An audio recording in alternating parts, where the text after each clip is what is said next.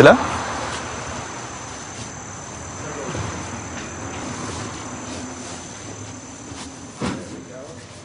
Hello.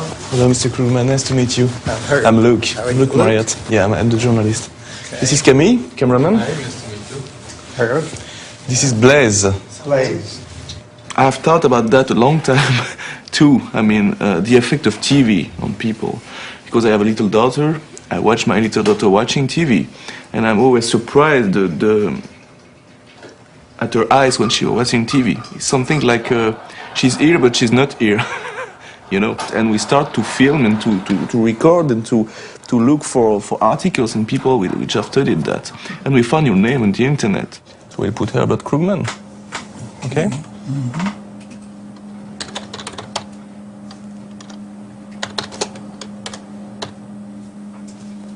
239 documents. Want to see one of them? What is this about? The hidden face behind advertising. Listen to that. The fact that TV is a source not actively or critically attended to was made dramatically evident in the late 1960s by an experiment that rocked the world of product advertising and forever changed the ways in which the television medium would be used. Mm. So to understand well, the research you did was paid by the advertising industry to understand the TV. Yes, yes. See, I was director of research for 2 advertising agencies for many years. And then when I went to General Electric as manager of public opinion research, that included evaluating their advertising. What did you discover? This was a long time ago. We hooked her up for brainwaves. We had her reading a magazine. And then we shoved the magazine, and we told her we would, and we put on the television. And we'd go back and forth like that. So she's reading magazines, and we switched television right away. No more big waves, just tiny little waves. That right away tells you that whatever you have now, it's something less active. Print requires you to pay attention. You have to pay attention. You can't read a book like this, you know, but you can watch television like this. And you can learn a lot from television like that, even if you're falling half asleep. Oh, yeah, talking about Bicidol or cigarettes. And some of the message is getting through. Maybe like the subliminal advertising, maybe you can sell things better by getting to people when they are half asleep, you know? Many people said, when I watch too much TV, I feel like a vegetable, or I'm glued to TV, or this kind of expression. I think that beat... That's it.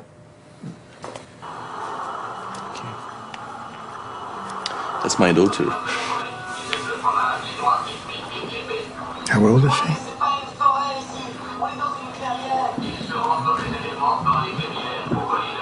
4 years old.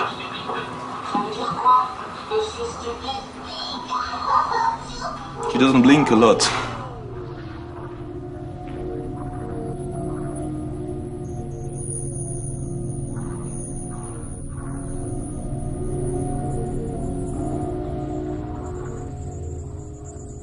You think that there is someone or some people we can meet in the advertising industry, or because we are in New York next week? All right. It could be interesting, I don't know. I don't know what the chances are of seeing people on the spur of a moment. Well, if you set it up, I'll come with you, all right?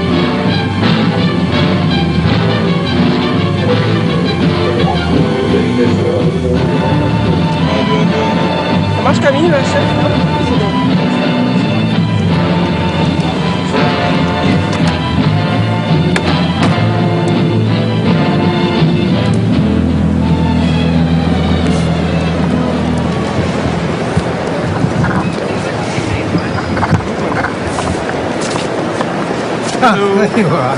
I was looking to see what... For the mic. How are you? How are you? Blaise, Camille. How are you? Well, we have an appointment there at 10:30. That's right. Good, come in. You know the gang? Have you met Yes, them? yes. Hello. Good morning, good to see you. Good to see you too. Welcome to the ARF. This way. We'll go into the conference room here on the left. Oh, this is nice. You know Dr. Cook? Yeah. It's sort of like a small fraternity of people who've known each other for a long time. You were about to ask. I was about to ask, do you see today a new spring for this kind of brain research? Brainwave research is now far advanced from what was done with the left brain, right brain stuff in the 80s. Pretty soon, the idea of brain research will be able to be located in certain synapses in certain parts of the brain, so that we'll be able to find whether the response is positive affect or pleasure or disgust. And I think it can be done. Now, the issue is, if it is done, then we get into the whole area, again, of manipulation and big brotherism. But, you know. If that ad is taking me to another world, now I'm on the beach in the Caribbean and the waves are lapping at my feet and beautiful girls are running around in incredibly skimpy two-piece bathing suits. You're so American, Bill. You talk about two-piece bathing suits. Notice that. I thought it was Honestly, Yes. you never have problem to switch off the tube. You never have problem to switch off yourself when you're in front of a TV. Do you have problems? Oh, I do, yes. Yeah, and I think that's a very good measure. That's a measure of the degree to which I'm locked into that. Have you ever wondered why?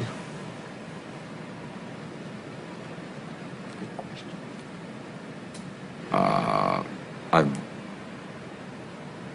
wondered if sometimes I say, wait, I'm doing this because I'm avoiding doing something that I don't want to do. to that degree, I've questioned why I'm engaged in the television. But sometimes you have nothing to do. I mean, it's noon. Oh yeah. It's midnight, and you don't switch off the tube. Yeah. Is that the fact? Why do you think? What is all this attack? I can only answer for myself. Yeah. That I'm not exactly mesmerized, but that somehow the energy to turn it off isn't there. So maybe when Herb talks about being passive, I'm actively resisting getting up and turning the damn Can we thing. say that it is a strong form of passivity? Yeah. Yes, very nice. Very nice. A strong form of passivity. So it's some kind of sleep. Awake. Sleeping awake. Very nice. Not too exciting or it'll wake you up. You don't want that. You want to sleep with your eyes open. Maybe we can say that it's a kind of sleeps where even dreams are provided.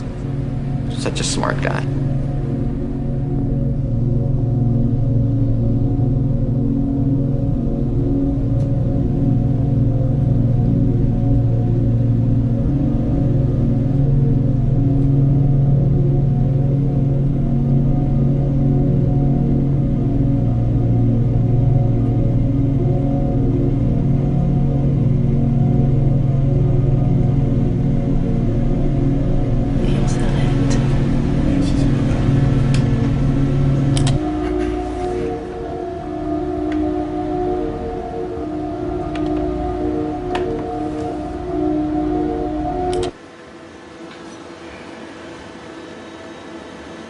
C'est toujours le même cirque alors qu'on t'arrête la télé.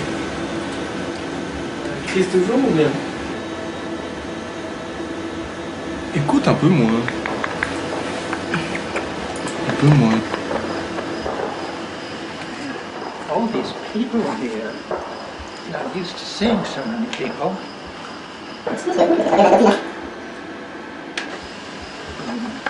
Oh, Once we get inside, we mustn't shine any bright lights at him suddenly to scare him. It's not that muddy. Let me through, all the way through. During Korea, I got involved with the State Department. I was an outside consultant to the Office of Intelligence Research, and doing all kinds of things, but one thing we were doing was trying to find out why people became communists. The American public got very excited, and advertising people, professional people, by what was known as brainwashing, which the Chinese used to do to our Korean prisoners. Well, I knew a lot about that. I met some first-class brainwashers, people who were good at this, whom I later recruited into our side. And it was all very exciting. There's a whole field of research on stimulus deprivation, where you try and put people in an environment where they feel nothing. I mean, they're suspended in water. It's always body temperature. They're never touched. They never touch anything, and they're just sort of like that.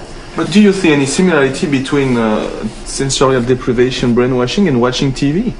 Sure. The common thread is that there are human people involved. In other words, if you lose discipline over the body and allow it to completely relax, then the brain will play. When he gets into this state, his ideas go wild.